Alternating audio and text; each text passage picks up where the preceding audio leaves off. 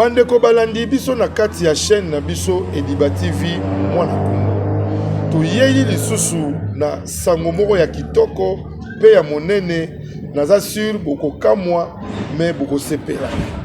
Toyambi invité moko ya monene na kati ya mboka na biso Afrique du Sud na kombo ya Prophète Pachu Butatu. Tozali ne awa na plateau bandeko bokolanda biso na ebandeli tina suka oyo tokokabola na Prophète Pachu Butatu. Bokolimbisa ngai soki na koprononcer kombo ya prophète malamu te ye moko azali awa tokosenga na ye akose présenter pe akopesa biso passage oyo ye akomonela tokosalela nango na kati ya mosala na biso na kati ya chaîne oyo bolandaka mingi Ediba TV mwana Congo. Bonjour papa Prophète Pachu Butatu. Bonjour papa Edi. Nayambi yo na esengo na kati ya chaîne na biso Ediba TV mwana Congo na kati ya émission tosolola yango. Mbote mingi papa. Merci beaucoup. Maloba ezali na monoko na yo. Invitation na biso ezali ya liboso. Tolingaki je pense tokoki kosolo kosambela. O mosali ya Nzambe bayambaka ye nano bongo te mbala moko. Donc faut moi le sambo yo ndoko kamba biso. Problème ezate tokosambela. Papa Nzambe na lola. Topesio merci yoza maître à temps, maître à circonstance. Mokola lelo ata soki tosala ki ba programme toyeba kite nini ko se passer. Yondo yebi ngonga nyonso pe nyonso yo bongisi. Ndenge parole na yo lobi tongo nyonso ozo renouveler bolamu na yo. Topesio merci pona bolamu mokola lelo pe totiki ngonga o na maboko na yo, émission o na maboko na yo. Émission oyo ezala kaka pona ko sepelisa mitema bato te kasi pona ko édifier pe bomo ya bato. Tika molimo no mosantu nde akamba biso na kombo na Yesu Kristo. Amen. Amen. Bandeko tozongeli ne bandeli pona ko yamba peuple de Dieu oyo toyambi na mokolo lelo. Prophète Pachu Butatu. Papa Prophète Butatu tokei na mbango mala moko na kati ya ba question na biso oyo to invité yo na kati ya Ediba TV. Mbote lisusu obotama wapi? J'ai fait l'erreur. Je suis dans les bons. Je suis. Vous assure. Au 4 place. Batu bali ba spectateur bali kolanda biso balingi bayeba vrai combo na yo malgré nga na yebi balingi bayeba vrai combo na yo moko dimana moko na yo pe balingi bayeba Prophète Butatu obotama wapi pe olata corps pastoral na yo wapi mituna oyo tozali na mona mokola lelo tobandi na o wana mibale ya liboso. Maloba ezali na monoko na papa. Merci beaucoup papa Edi. Na pesi yo liso merci na ndenge boyambi nga na émission na chaîne Ediba TV. Na yebi ke eza chaîne oyo ezo partager makambo etali pe spiritualité oyo ko aider ba vie ya bato ebele. Eza privilège munene o na zwi lelo ya koleka na émission. Kombo na nga eza kandengo zoloba eza Pachu Butatu. Naza prophète na botami na famille comme tout le monde a botama na famille. Papa na ngai Alexandre Butatu, maman na ngai Dieudonné Koukou. Bazali sauté. Donc na botami na famille il y a 3 enfants. Donc on a l'aîné. Kobanda pe makambo nzambe ezalaka nanu kobotama na kibonzambe. Donc lokola mwana nyonso tout na Congo to na Kinshasa azalaka toujours soit alandi lokola papa to ya mama mingi banda okende ba église catholique ba église protestante nde biso pe tolandaka lokolo wana comme catholique et tangu na ekozwa pe conscience na pona pe nzela na ngai tangu epesi ke nzambe abeti motema na nga nde nakoma chrétien. Donc nandimela Jésus-Christ comme Seigneur et Sauveur depuis 1993 toujours na Kinshasa. Nde na Kinshasa wana nde bisika nayebi makambo ya Nzambe pe nakoli na makambo ya Nzambe ti lelo.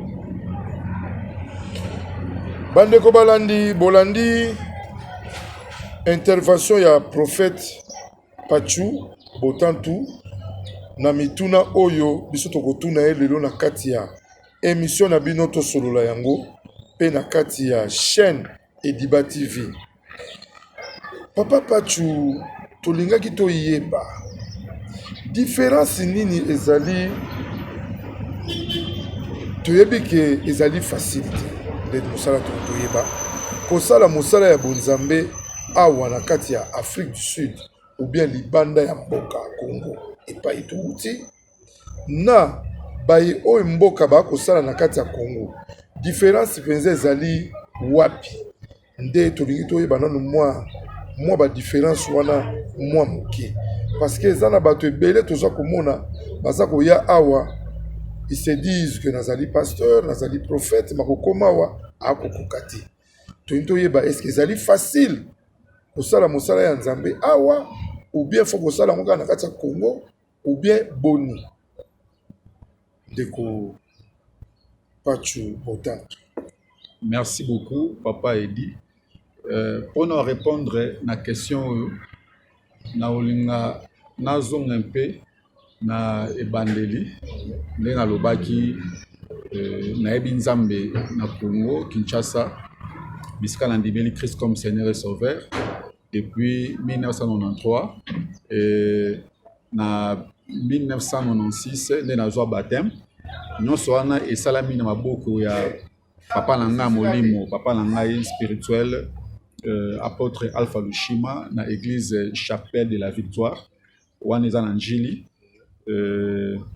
Na 2003 nde bisika na zalaki ordonné mais nazalaki ordonné na maboko na ete epai ya pasteur mosusu wana na se retrouvaki déjà en dehors à Kinshasa, donc na Mbujimai, est-ce qu'on a salaki au moins 2 ans de nazalaki ordonné kuna. Alors ba makambo surtout ya Nzambe na prendre ngo na sama ko le papa na ngai Alpha Lushima de bisika pe na ki comprendre même appel na ngai na 1998. Alors et sali pe que na année 2000 mais nazwa ki révélation et pas Nzambe ndenge autimba nga en Afrique du Sud. Depuis 2000 avant que nous allons ordonner et Nzambe ninga tamusa nga pe banzela na 2003 na eu ordination et na même 2003 après quelques mois ndé na ki Afrique du Sud selon ndenge pe Nzambe monsa ngai na ba révélation na ye. Alors par rapport à la question na yo comparaison ya musala Nzambe kuna na Congo na awa mon exemple na pesio wana ya na 2000 ndenge Nzambe a révélé ngai ke nazoya Afrique du Sud pona sa musala na ye. Lo na ngina loba ezaki soki otamboli na mission Nzambe moko a charge na yo eza lokola compagnie soki timbi employé nango na mission et koza na libanda pays. Donc mutu wana otambola na kombo ya compagnie et puis otambola na ba frais de mission et na compagnie. Donc mutu wana a se déranger te, mutu wana a remona difficulté moko te puisque ba capacité o aza nango na libanda pays et zotaka na compagnie na ata soki substance esili a toujours ravitaillement. Donc awa na Afrique du Sud koloba musala Nzambe eza difficile, oui eza difficile, mais soki Nzambe ndatindaki na mboka en Afrique du Sud au salango na assurance ya nzambe po nzambe nda azu charge na yo azo contrôler makambo nyonso malgré ba réalité. Mais eza mpe na bato mosusu oyo bakose retrouver na Afrique du Sud aye peut-être aye na ye na ndenge na ye moko ki aya kosala mosala nzambe awa. Alors so osala mosala nzambe na ndenge na ye moko sans ke nzambe apesa yo mission wana nde ba réalité so okuta nango makasi e compliqué yo mpe okosupporta yango te okende obima mboka.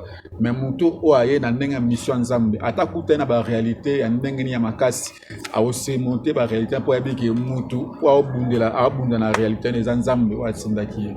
Donc même ata na Kinshasa eya mpe na bato mosusu oyo nzambe abengi apesi ye mission malgré aza congolais malgré aza kinois mais nzambe abengi ye te afonctionner kuna na Congo to na Kinshasa.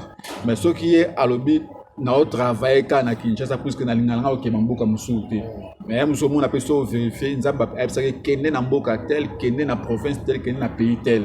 Mais lokola aye alingi ka kini aosala mosala nzambe selon volonté na ye. Alors so okutani mpe na ba réalité mosusu ya Kinshasa to ya Congo okobundisa yango te po moto abunde yo na réalité wana aza wana te.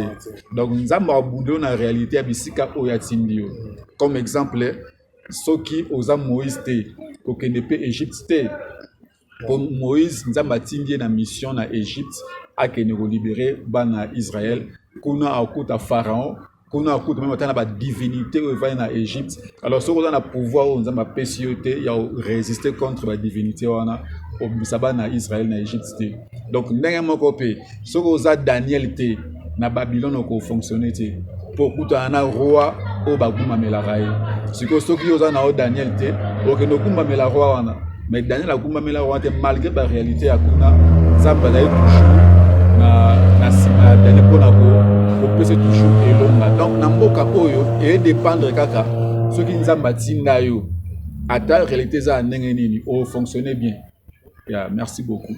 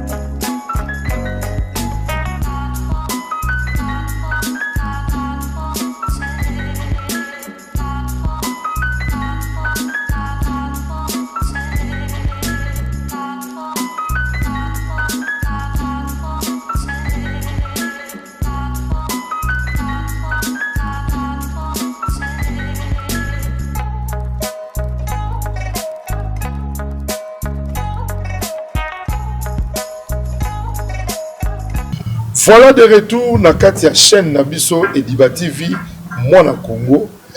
Na kati ya masolo oyo to sololaka biso na bino pona ko édifier peuple de Dieu. Tozongi na plateau na biso pona ko continuer lisolo na biso na prophète Pachobo Butantu.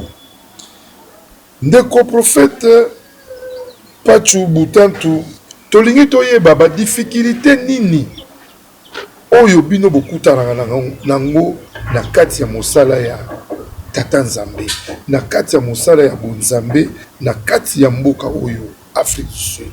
Première motuna na kati nango na se tolingi toyeba lisusu en dehors ya mosala ya Bonzambe ozali humain, ozala famille, ozala bana toyebi eza facilité tolingi toyeba en dehors de cela ozana misala misusu oyo salaka to te ndeko prophète Pachu Tando. Merci beaucoup papa Edi. Na misala nyonso difficulté zanga te tokolo bake nzambe aza maître ya nyonso, nzambe aza le tout puissant, ke makambutu ya nzambe ezaka facile et pas biso bato. Non, ye pa na ye eza lango simple, mais biso le roi toza bato tokutana na ba réalité, surtout na mboka oyo ya Afrique du Sud kosala musala nzambe nde tolobaki topesaki différence ya awa na Congo par rapport à la mission ya moto ndenge nzambe atindi, et nalobaki ke na mission malgré nzambe atindi yo okutana na ba réalité. Alors ba réalité wana okutana na ba difficulté ezebele soto zui comme moko moni nesi na mboka na biso na Congo na roza na facilité qui na lobi na ki otea na lopango na otea na lopango na otea na lopango na epe na koti na nga facilement ba yamingai. Mais en Afrique du Sud culture wana eza bongo te, donc bako yamba yo facilement na ndako te o moni criminalité eza mingi makasi na mboko yo baebi ke mutu nyonso ndenge azoleka na roza pe criminel la thérapie propre, la thérapie veste, alobara pas anglais. Donc première difficulté en wana musala nzambe eza il faut que ça la évangélisation au gagner ba âme pour kutana bango face à face et là quoi nous permettre vraiment bisoter facilement en mboko et yami balé les sud-africains à la peuple moko oyo ayebi vraiment nzambe kala mingi te, donc bazana no na culture na bango moko boye bazana mentalité na bango moko boye ya ko zuela basala nzambe na bandenge moko boye. Alors soko bimelie pona webise likambo nzambe to liloba nzambe ko parler sur Jésus to kutana na minga zo bisayo tango to banda ko souffrir na apartheid. Jésus nous ebisanga na azalaka wapi moto musa zo bisayo komba Jésus ayebi amoti ayebi ka rezaka na nzambe mo azaka likolo oya kela batu nyonso. Alors pour andi ma parole oyo libre facilement eza ma problème pe mususu pa ko mata ko attaquer yo pour yo ebise makambo nzambe. Alors wana côté spirituel, alors côté physique to matériel, tant que sala musala nzambe ko senga po sala musala nzambe na kati ya salle ya église. Alors aweza lokola mboka ya biso na Congo te partout au linga au église au na yo même atana kati ya ndako na yo au makiyo salama. Non, alors il faut le place mboka bien approprié qui est beaucoup déranger environnement te makamwa to kutana nango même atanga moi personnellement place aux églises ezali eza ba compagnie pe na sima nango eza pe ba habitation et chaque fois on a ba rapport et pas ya bayer na biso qui est déranger ainsi de suite jusqu'à ce que pour cela le système il y a soundproof, donc pour ça ba matériel mo pour empêcher babakele malibanda. Donc aux hommes qui ils ont pas difficulté mon copé au tout dans lango matériellement physiquement et puis musala nzambe équipara RT mais à au monde appelle que herbe au sala musala nzambe monsieur ko senga bino bo tambola ba 19h 20h mais beaucoup makambo wana vraiment ils ont permettre répéter pour la insécurité au monde a monsieur mondimi ana besoin na moment wana ata soko kolingo se déplacer na voiture ou bien na makolo ozaka na kobanga koto ko parquer voiture na yo éviter ce qui vous allez protéger ndé to kotambola na makolo éviter que na okoma bien na okoma te eza ba sala nzambe belé ba kutani na ba difficulté wana azu attaque avant que to koma esika ya ba babeta ki pa no sala musala nzambe. Donc ba difficulté eza ebelé et sur le côté finance difficulté pe ezali okomona ke biso moko na basala nzambe oto ba leader na ba église et au sein na biso moko na mboka oyo il faut za na mbongo yo moko yo moko za na premier partenaire ya musala oyo ozo sala to ebi ke nzambe apesi yo mission apesi yo pe na provision na mission wana mais il faut ebake provision wana e magana nzela bato alors bato wana musomoni bango pe na nuté le temps osala musala wana po ba ko soutenir yo mais yo moko na nous il faut ozala na mutema wana pe ya ozala kolbaki ngamoko na pe partenaire côté finance alors ezala pe difficulté mo makasi au moins pe musala nzamba bandi musala nzambe boye tellement finance ezosala défaut et musala nzambe pe ekangami na problème ba loyer ba matériel net ya son ba kiti tout wana ezala pe difficulté et puis ça barrière alors na yango sope na bina chité na koma na sous question na yo ningo baki mususu mo eloko mususu na libanda na mpanzi pona ko ravitailler côté musala ainsi de suite eloko wana ekozangati na réalité ya mboka et puis pona ka kozala pe na ba inquiétude ebele ba stress ebele te na kati ya musala oyo alors tango na mboka oyo na avant na kota lisusu na makambo ndenge nzambe atinda ngai na bandaki ko travailler comme tout le monde na musala mo pe particulier na sala musala security na koma mboka na baki na 2003 alors 2003 na ba fin alors na ba kaba fin wana mo ba coup de main à sécurité mutaza mo offert au que couvrir alors 2004 né na salaki permanent na salle musala sécurité wana ko banda 2004 ti ba 2015 na osala ka musala wana ya sécurité na stopaki et na salaki no basé le suka na makambo nzambe alors na yeko zonga lisusu na ba 2016 musala wana ya sécurité na kena ngoti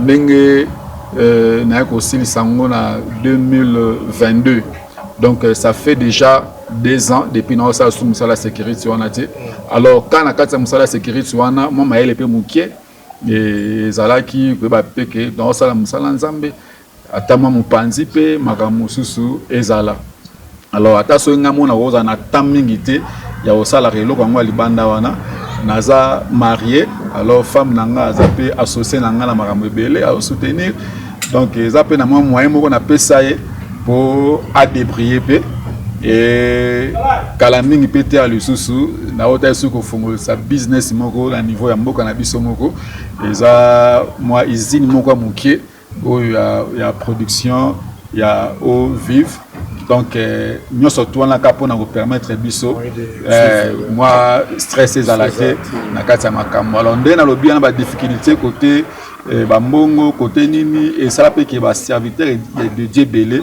ba kanga musala nzambe pour peut-être ako écouter espoir na ye bandimi ainsi de suite mais mutali boso fa fungola mutema na yo moko alors ya mwana vraiment difficulté et puis naza na ressources musuli banda o ezo renforcer ngai ko futa penda ku bana classe kolia kolata donc wana ko zangati pande ko balandi biso na kati ya Ediba TV mona Congo pe chaîne oyo et la rabino ba message toujours kitoko pe édifiant bande ko bolanda biso na bokebi makasi naza sûr boza vraiment actif na mokola lelo ya kolanda prophète monene ya mboka oyo na kombo ya monsieur Pachu Botantu bolimbisi mwa moke pona kobebisa kombo ya mosali ya tata prophète tozala mituna ebele oyo nazwaki na nzela ya singa d'habitude ngai nazaka na système moko comme nazaka na invité na koyamba invité nazaka na bato oyo nasolaka na bango déjà en avance mutu moko atindela ngai message nazwa kotanga ngo pe sika alobi tunela biso papa Pachu église ezali wapi na Afrique du Sud opesa biso adresse ya epai église ezali bandeko ba kolanda et puis kombo ya église pe na kati ya église na ketonga ndenge prophète a expliqué makambo nyonso bolandi bien ba difficulté oyo bakutanaka nango awa ezali facilité esengaka toujours finance pe esengaka toujours aide moko ezanga te mpo mosala ya tata etambola malamu donc nazongeli na korepete mwa moke église ezali wapi pe kombo ya église kombo ya église pe na kati ya etonga ozali yo moko leader to ozali ko travailler en partenariat na pasteur mususu to ndenge nini maloba ezali na monoko na yo. Au nom de Jésus, matoye fungama munokolo ba matoye fungama munokolo ba na kombo na Yesu.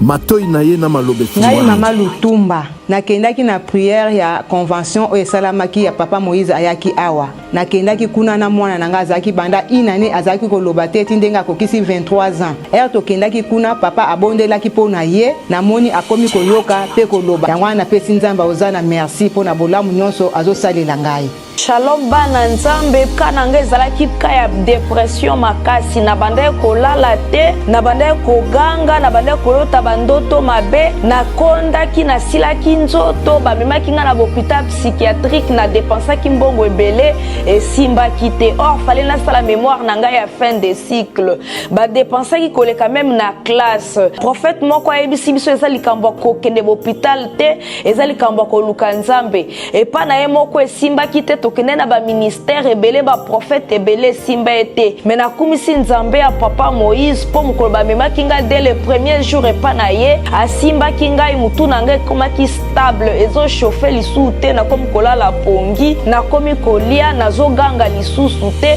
na omona su bandoto mabe te. Or ce n'était pas le cas pendant 4 ans nde na pamboli nzambe ya Osana nayokumisa nzambe ya pasteur Moïse na oyo tosala na kati na faye na biso tomisani mingi na problème ya divorce otambolaki par-ci par-là tokutana na baprofete ebele misusu bawasinga biso bambongo. Alors lelo tokutana na pasteur Moïse asili kosala biso délivrance na délivrance wana atangoli biso harmonie ezongi na kati na ndako esengo ekoti na kati na ndako mwasi tanga tokomi kosola malamu tozali mpe mpe kotalana lelo esengo ekoti yango tokokumisa nzambe na ozana aza malamu. Mais au coup, ça nous a mis ça fait 2 ans passés, nous avons un problème sérieux à Missou. Surtout ce mois, ma casse flou, na comme à distance. Mais dès que nous avons délivrance, nous avons remarqué un changement pour ma casse. Sans lunettes, nous avons un clair. Donc, nous avons mis vraiment un zambauza, nous avons ça là. Donc, nous avons mis que nous avons tel sous lunettes. On est au coup, ça nous a mis. Na lobaki déjà, ba maladie oyo wumela katango molai oyo sila kate ezalinde démoniaque. Ba divorce belé tozoko mona tango nyonso awa ezali pe kidoki boya nango epai na nzambe ne bokobika nazozela bino na moto. Merci beaucoup Papa Edi. Avant qu'il n'appelle sa adresse, il y a église. Dans le cas moi historique moké pour que vous la kamba monte église o ebimeli wapi mutango kanengo na on est na lobaki na bota maki na molimo banda Kinshasa papa nangai Alpha Lushima église chapelle de la victoire EPV na Njili depuis 1998 sinde na banda ko comprendre déjà appel nangai comme prophète ministre. Et 2003 nazwaki ordination. Alors nande nalobaki na 2000 nazwaki déjà révélation ya oya en Afrique du Sud pona osala musala nzambe. Donc si navandaka awa naza missionnaire ya nzambe na kati ya Afrique du Sud. Alors tant na kompe na 2003 wana 2004 2005 na banda vraiment ko fréquenter ba église te pour ngamo na ebaki position nanga. Et naebi que après on a fréquenté quelques églises telles que Dynamique de la foi et par Bishop Poutou Benson. On a toujours pour naebi qui depuis Congo en pleine mission. Et puis après un temps, en 2009, femme nanga qui invité na église moko na Betrams eza Bethel Mission Church pa ya Bishop Bosco Moke ne comme pe nazali na église fixée na bandaki pe na no vision te de après wana ba ebisa ki azwa information que mobali ya mama wana za prophète za mosala nzambe azali na place a okende te nda sollicita ngai na ki pe na église na ye na bandaki pe ko travailler pembe naye comme serviteur en Nzambe toujours. Entre temps, on a appelé na vision nangai C'est ça, donc 2009, tu évolué. Si 2000, fin 2013, 2014, comment il peut que il faut sikoyo na sala siko vision pe nzambe ndenga pesa ngana ndena koma ki en Afrique selon révélation en Zambie ndena 2014 wana février na fungola ki pe église ya depuis 2014 si le lo église a évolué église eza na Betrams numéro 90 Frère Road Betrams numéro 90 Frère Road. Donc, ils ont la Betrams, la frontière, il y a Betrams, il y a Besvali. Donc, nous avons un fondateur, il y a l'église Wana, Jésus, la lumière des nations. Donc, il y a JLN, donc JLN Ministries, Jésus, la lumière des nations. Donc, comme on a pesali par rapport, il y a vision, Nengenzambe, à Pesanga, Nengenzambe, à Lakisanga, à Benginga, donc appel, on a comprendre, Nabiloko Amoni Sangai. Donc, Jésus n'a pas sa lumière dans la nation. C'est ça. Donc, Namokonde, Naza, fondateur, leader, pasteur principal, prophète Pachou. Et nous travaillons à Namokote. Naza Penaba fils, ou Bazaba serviteur de Dieu tout autour de Nanga. Même na femme Nanga peut servir. Comme en 2014, on a dit Lelo. Ça fait déjà 10 ans, Totoro fêté 10e anniversaire en février. Donc, les membres sont déjà belés, les serviteurs sont déjà belés. On a vu que c'est important, ils ont adresse, il y a l'église, et donc il y a un ça. Bande ko balandi biso na kati ya chaîne na biso Ediba TV. Tozana esengo oyo lokola yo tokola na ngai na etonga ofandi na etano enono. Ovani na ndako okola na ngai ndenge tokozwa ba explication pe ba message oyo mosali na nkolo moumbu na nkolo oyo na no chaque fois ba umbu na nkolo oyo topesaka bango respect prophète Pacho apesi biso adresse esika etonga ezali na Betrams 90 Road 90 Frère Road 90 Frère Road. Benga numéro oyo ezali affiché na kati etando nao ozali kolanda mpona kozwa ba précision malamu pa papa edi tokopesa yo explication nyonso ekoleka kitoko pe na kimia. Bandeko sans plus tarder na mokolo lelo tosepeli mingi pe na ya kopesa mbote mena tokomi na suka te na ya kopesa mbote na bayimboka ba oyo toujours bazalaka pona ucha un plus na bango na kati ya Ediba TV. Ediba TV esengi yo $10 te. Ediba TV esengi yo $5 te. Ediba TV esengi yo $1. $1 na yo ezali kamata émission oyo tosali na prophète na biso oyo ya munene na kati ya Afrique du Sud. Kabula yango. Kaka na moto moko batuni arrêté. Yebisa moto wana ngala pesi yo pe kabula yango. Nzamba kopambola yo. Nzamba komona yo pe ba entreprise amakambo na onyoso ekokende liboso. Papa edi ayeli yo mosali monene oyo lobi okozwa lobiko. Na sima ya papa edi pe na sima ya prophète Pacho okozwa ba porte nyonso ekofungwama ba mapamboli ebele ekolanda yo pe mema ba problème na oyo nyonso za spirituel musale eza kosimba te musale ekufi eboye etozongi boye yaka na mona kati ya Ediba TV na numéro bomoni ezali affiché wana tokopesa yo contact oyo kozwa papa na biso Pacho ba bota bolimbisi lisusu naye kopesa mbote na ndeko oyo asalelaka biso mosala ya media kitoko na kombo ya Jino Media mwana oyo kamera eyebi ye malamu pe koleka napesi mbote epai ozali na France leki na ngai Fiston Kabwena na oyo toyokanaki ngai na yo kabula ngai kaka na moto moko zamba kopambola yo bandeko mpona mokolo lelo tosuki awa tomonanga bino lobi soki yesu azongi te. Bye. Je suis docteur Pichotondele, pharmacien de formation.